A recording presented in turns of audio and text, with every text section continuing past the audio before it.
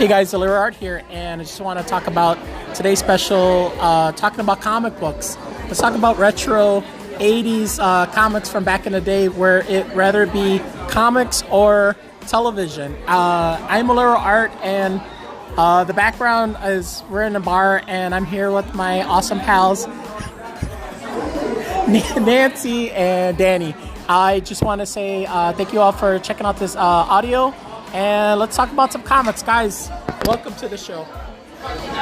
Hello. Hello. I can see anything. Yes. So I hope this audio does work. It's on loud, so let's just talk about some comics that are out right now from back in the day in the 80s. So, well, 80s in particular for G.I. Joe, somebody on YouTube posted a Sergeant Slaughter fan-based Netflix trailer. Oh, that's awesome. And it's a fan, clip, but it's like, why not come out with a Sergeant Slaughter G.I. Joe themed series, live action for 9 episodes, and then it goes into his Slaughter's Marauders. There's so much good stuff you can do with a script like that. Oh, that's cool. And it was fantastic for just the fan made, and I was so impressed with it. I was like, we need a live action.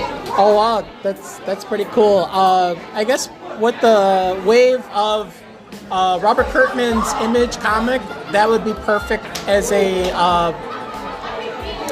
sidebar of G.I. Joe. So put that in comics as well as it being on Netflix. Why not have something of the wrestling? Because he's a wrestler, right? WWF or WWE Entertainment. So and it'll make WWE a little bit more relevant than what's going on today with their buffoonery. That's cool. That's exactly a segue from whatever's going on with WWE. Vince McMahon. Oh man, I don't know if that mustache is helping him. It's not. They were making fun of him. They said he looked like Vincent Price. Welcome.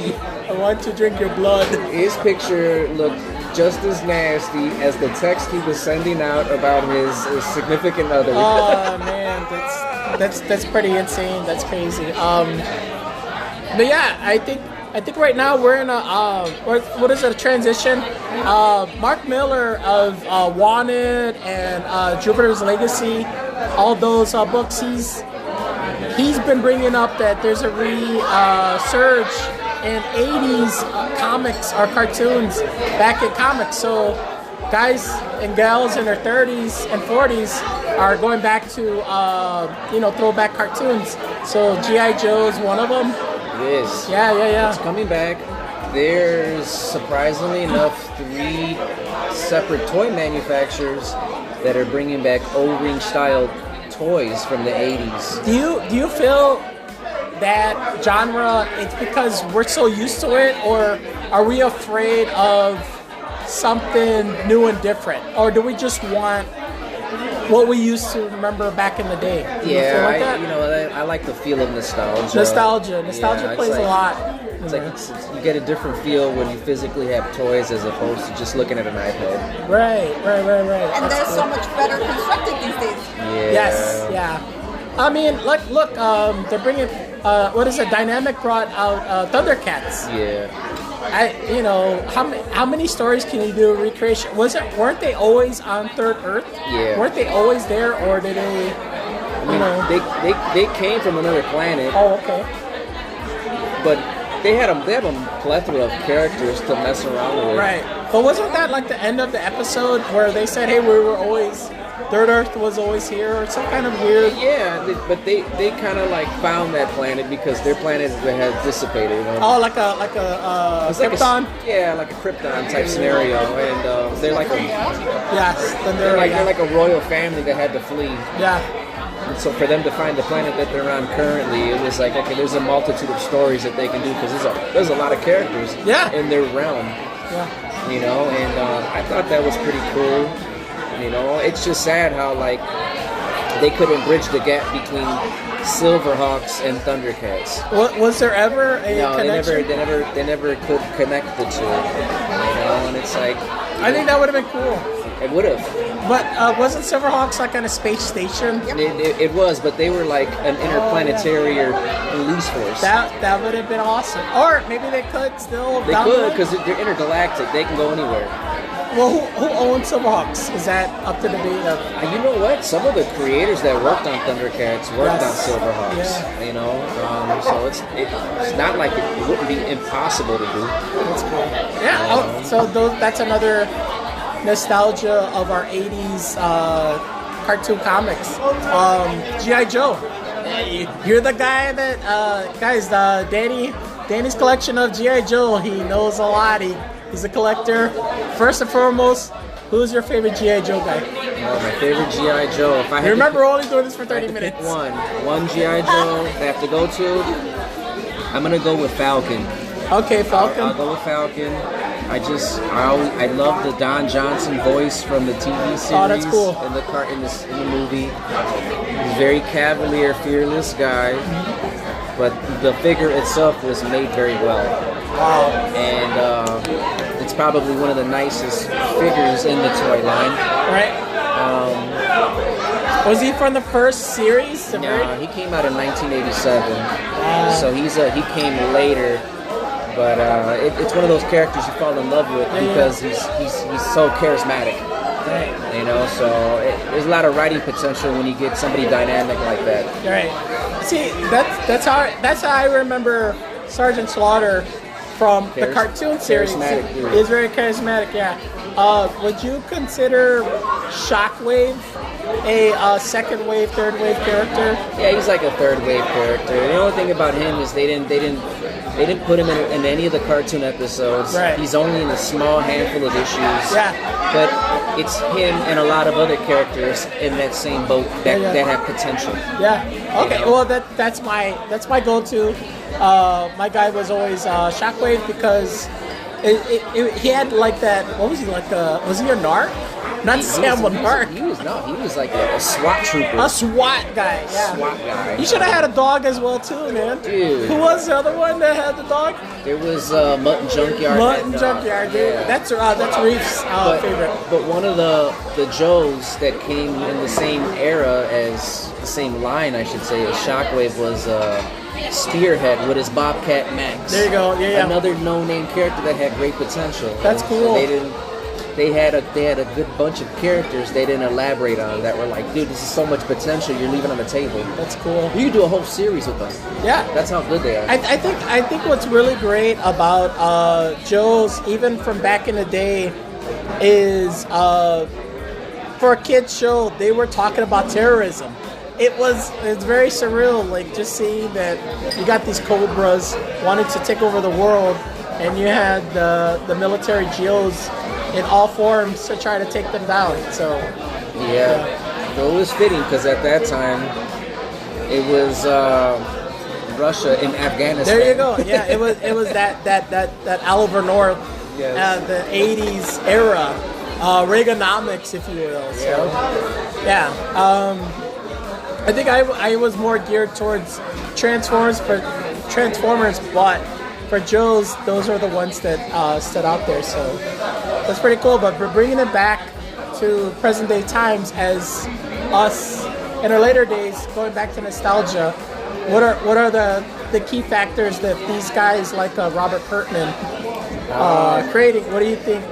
Not that he's not doing it now, but what do you think should be the essence to keep it?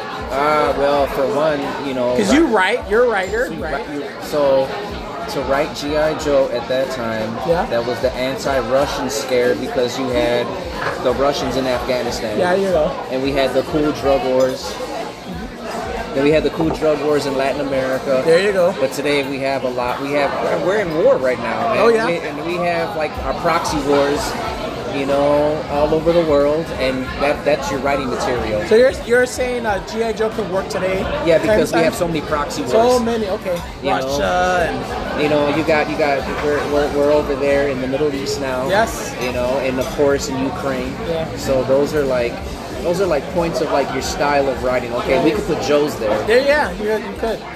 So and then not to mention they don't always have to be American affiliated Joes. They're international Joes now. Yeah, like the Dreadnoughts. Where are they from? Those guys are from all over the place, from bro. Australia. Yeah, with Metallica shirts. And That's it. Slayer. Yeah, I saw the video where they were trying out for a rock band and they were breaking up their equipment. Yeah, so there you go. Cold Slither, I Yeah. think their bullshit band was called. Yeah. Oh man, I remember Monkey Wrench. His bio card was cool. He like mayhem and metal music and grenades. What wouldn't a kid from the 80s and 90s not like about that? That's just total destruction. Yeah, Total Destruction is awesome. And by the way, those toys were awesome. They were so cool. Any of the Elastic Band break on yours? They did. I always had to repair them. Oh yeah, I still have a Firefly I gotta fix. Oh man. Yeah. I got plenty of rubber bands if you need them. There you go. There you go. Yeah, no. Dreadnoughts are interesting characters, man. Those are like your metalhead mercenaries. Yeah.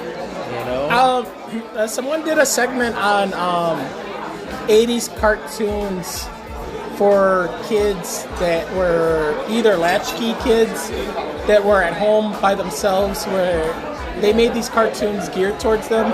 Joe's was mention of that, as well as a He-Man, to let the kid know that they had the power to give them that sense, and that's why a lot of the kids gravitate.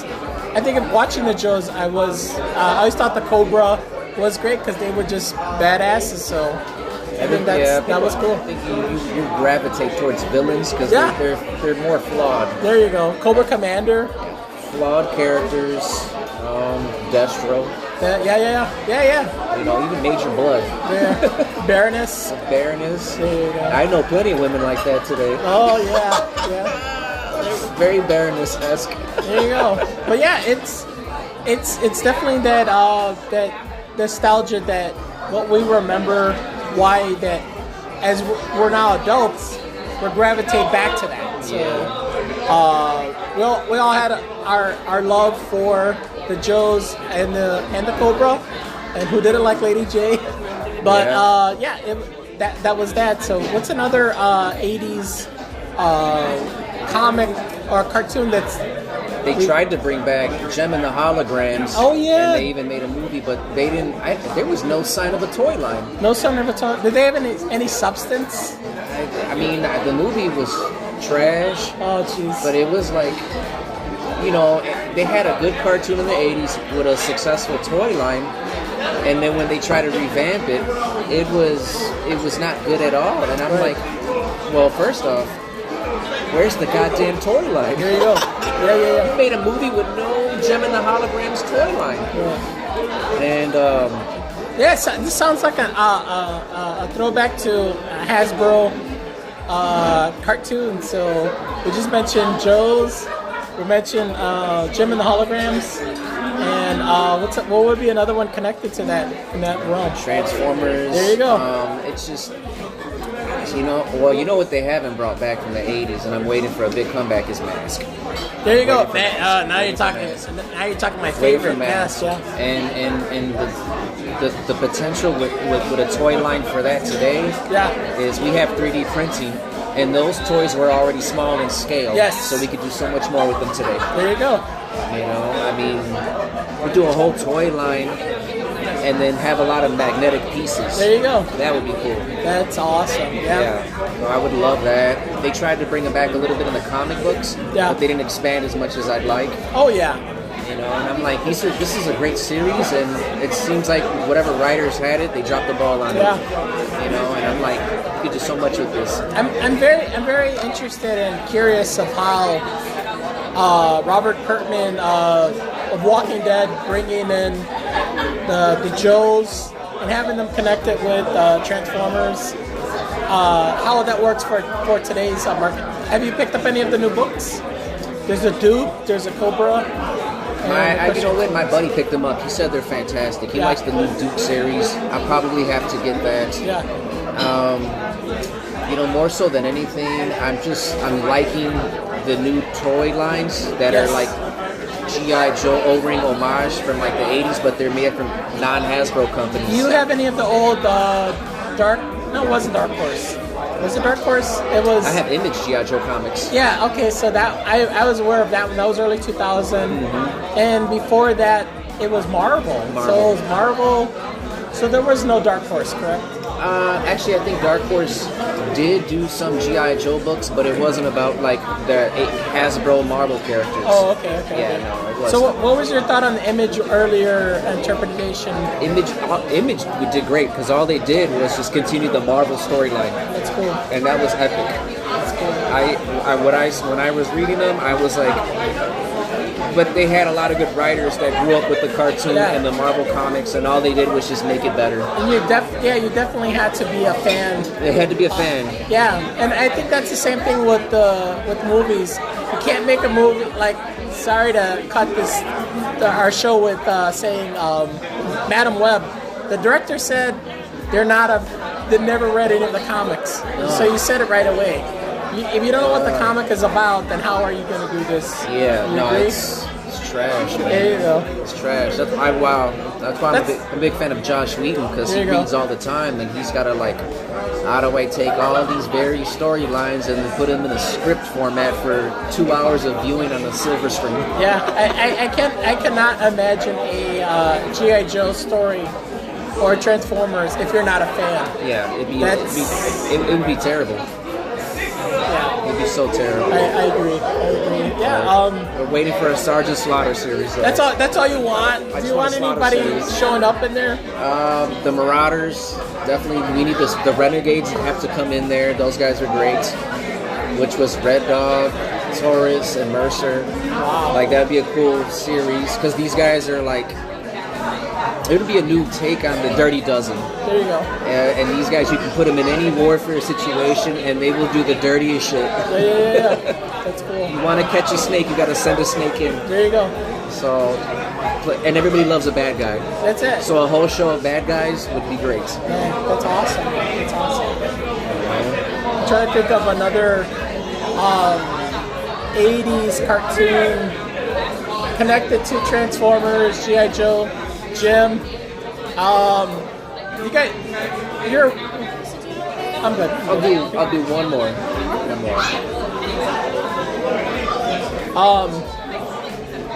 Still on the Hasbro kick.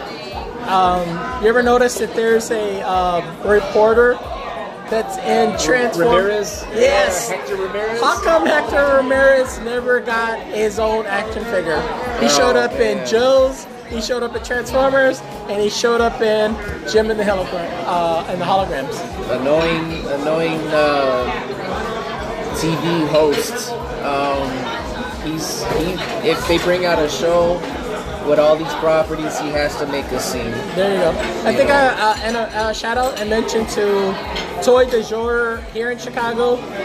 Someone made custom Hector Ramirez action figures. It looks like it's Geraldo Rivera. Geraldo Rivera, right? Yeah. So they're all connected. They even did one with My Little Pony. He showed up in there, but as a pony. So. No. The Hector Ramirez. I think they got to do a 2-pack with Hector Ramirez and Walter Mercado, and then that 2-pack would sell. Oh wow! That's really cool. No, this is really great. We're 18 minutes in. This is a great show. We're here live. It's called the White Elephant. Elephant Castle. Elephant Castle. Same shit though. There you go. Yeah, downtown Chicago. So talking about 80s comic cartoons, how it works in today's era. As a collector, you pick up back issues. You get everything in trades. A little bit of both. Both. If I get back issues, I'm getting a back issue because I love the artist's cover for that time. That's cool. And I'll go back and read it, but I like the fact that I can now display it.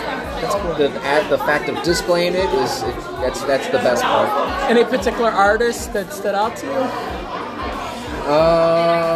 From G.I. Joe, Yes. probably Herb Trimpe. Okay. He's great. Larry Hama, of course, is fantastic. I can't get enough of all the G.I. Joe Special Mission issues. They were like a one and done issue of like one mission. That's a Michael Golden, right? Michael Golden did the annuals. There you go. And I love his style, and his annuals were so good. They didn't get enough of him for G.I. Joe, which I would have liked a whole series of just him. That's cool. And I went back to buy his Micronauts series. Oh yeah. And I'm blown away with that. I bought the first 6 issues, and I can't get enough of Michael Golden's artwork. I wonder, is that back at Marvel or is Marvel. That, okay. Yeah. Matter of fact, is a legendary illustrator that talks about him that loves him is Todd McFarlane. Oh yeah. He's a big fan of Yeah. Michael Golden. Yeah, you could date it back that it was Todd McFarlane, Art Adams, and Michael Golden. Pretty much started it all in that sense, or that's how it's explained. Oh yeah, no, I think, and Michael Golden, out of all of them, he's underrated. Oh yeah, I just couldn't believe how good he was to be underrated. The creator of Rogue of the X-Men. Oh, and now that issue where Rogue's first appearance, there's subtle panel scenes. Yes. That are amazing. Yeah. I think there was a long shot where they show the Avengers briefing table. Yeah, that was the Avengers. And I couldn't issue. believe what I was seeing. I was like, just this panel is amazing, and it's not an action sequence. Yeah. And so you can't wait for the next series of panels because it's like they get better one after the other. He even drew Iron Man amazing. Oh, totally. It's not even his character. Yeah. Well, that guy had a series, but yeah, him back at G.I. Joe. I know his covers were they're phenomenal. Some of them he even colored himself, I'm told. He did. That his annual where he drew the October Guard, Yes. and then he had the mini story with Yes. the October Guard. It's fantastic. That's so good. And it's not even like American characters. No. Yeah, Oh, that's so cool. that is awesome. You know, I met him in person at a Comic-Con. Yeah, He's a real nice, quirky dude. yeah, A lot of humility, and he was kind enough to sign some of my posters. that's cool. Yeah, he was a good dude.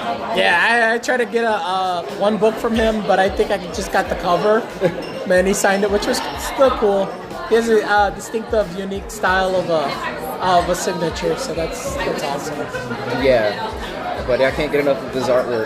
That's cool. I guess that's bringing this back to 80s as well as G.I. Joe. Would you could see what writer or artist would you want to see on there? That's or direction. Artists, you got to have Larry Hama. That would be cool. You know, he always had a knack for these characters. He always said that it's morally bankrupt to have these guys fight and nobody dies. Yes. Like, no, you gotta crack some eggs open when you're making an omelet. Like the movie, right? Duke died. Yeah, like these people die in a shootout. Yeah, right. You're shooting lasers nonstop and no one's getting man. touched. Yeah, no, it's look, even Todd McFarlane did a G.I. Joe issue in the 80s. I have that issue, and that was fantastic. You know? Well, that wasn't the one that they said he did it, but they redrew it. No, he did some of the panels in there, and but that series was so long. You had a lot of people come and go real fast. Oh yeah. You know. Was that a Larry Hama issue he wrote? I gotta look and see who did the writing for that issue because it was like in I want to say maybe the 80s as far as like issue numbers, either 80s or 90s issues. Yeah. So I think it was the first appearance of Zanzibar that's in there. One of the dreadnoughts. That's cool. So but yeah, no, it's you know what I've never got to see like Jim Lee draw G.I. Joe characters. I saw him draw Punisher. That's cool. Draw Punisher, and I love that. So I want to see him draw some G.I. Joe characters. Right. You know, and he was always good at drawing teams. Okay. So it's like, well, get the guy who can draw the best team. Yeah. Well, around that time while that was going on, the beginning of Image was starting. Oh yeah. So we needed that. We needed that. Yeah. So I could totally see a Rob Liefeld draw. The grandiose with giant muscles. There you go. Yeah, drawing the dreadnoughts. There you go. No, he could draw the dreadnoughts. There you go. Yeah. Well, he did do an issue of Snake Eyes.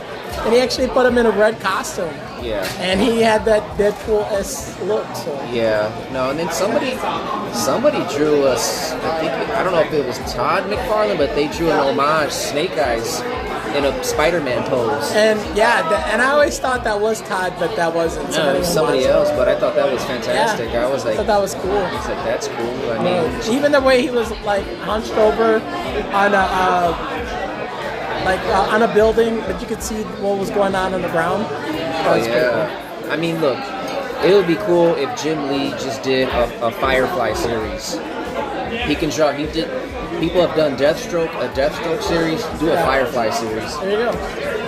Yeah, I think the that game for G.I. Joe, it definitely has to have like a substance storyline of like I guess who they always go to. Would it be a Cobra? Who would it be for the Joes besides a Snake Eyes type of deal? But yeah, Firefly would be dope. Firefly would be A SWAT one too, yeah. Yeah, no, it's.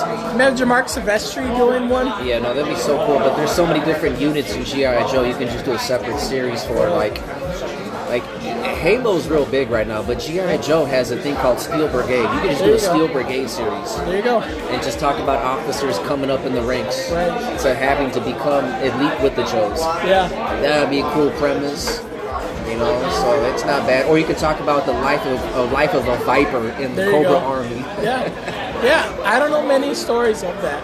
That would be awesome. Like if you can put a script together or like a series together. Yeah. You know. Don, it's awesome.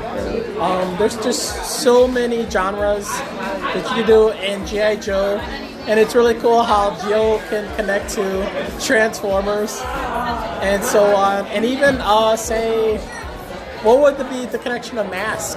Was there ever a reference of Mask in G.I. Joe? I think at one time they tried to build or put these guys all together a few years back. I forgot what series I was reading. IDW, I think. There you go. And they try to cross everybody together, and it was pretty cool because they were crossing each other's villains together. Oh wow. Before the good guys all had to meet up. Oh wow. So it's doable. But did the good guys encounter other good guys and fight them, or they knew right away? I think some of them did, but I don't know. I would just do Mask and G.I. Joe first, and then go from there. You know, do a little at a time. So this present image, G.I. Joe and Transformers right now, they're kind of jumping in each other's books right now, where a Joe is encountering a Transformer. So did you get any word of that? Did you? My buddy's liking the series right now. I gotta pick up a handful of the issues just to read, and but I'm a big fan of Duke, so I'm gonna get those issues. Yeah, I'm thinking a trade paperback would be the route. I think I have an issue of Duke, and I do have the 3 or 4 issues of Daniel Warren Johnson's Transformers. Yeah, that guy's good though. I like him. He's a good artist. Oh yeah, has always been a consistent and local Chicago. Yeah, no, he's a fantastic artist. Yeah. I think if I get a Duke book, you know, I want to see what variant cover I can get, and I want to check out the panels. There you go. You know, so that's awesome. Definitely got to go from there, man. Yeah, I heard that they're already talking about a season, not a season, but they're already working on a season book 2 type deal of Joel. So we haven't, not that it's a spoiler, but we haven't got word of where's Megatron at in the storyline. And Cobra, speaking of the Joes, they're explaining that they have a weapon, and that weapon is Megatron. So it's very surreal that how they're able to jump onto the next series. So as a writer, do you think that works out as continuing the storyline? Oh yeah, that'll be fantastic because there's so much to grab. Both franchises have a lot of characters to play with. And you don't have to stuff it all in one. No, you don't. You can draw it out, man. It's just so much to play with that's there. Were you a fan of Dreamwave's Transformers? That was a mid. They were good. I can't hate on their work. It's good. It's just, again, there's just so much to pull from all those characters. It's unlimited. You know, you can go in so many directions. You know, so we'll see. That's cool. You know, I mean, Cobra has so many factions that you can just add an interpretation on. There you go. That's a great segue to wrap up. Speaking of all these Hasbro, Transformers, G.I. Joes, Mass, even My Little Pony that we spoke about, there's just so many that they could venture into and side quests. So I can't think of anything else to talk about because we just hit our 30-minute mark. So did you have a good one? I did, and I'm nice and drunk. There you go, nice and drunk. All right. So and say goodbye to Nancy's mullet. Hey, because you don't got hair. All right, yeah. Cheers to that. All right, guys. We're gonna wrap this podcast up.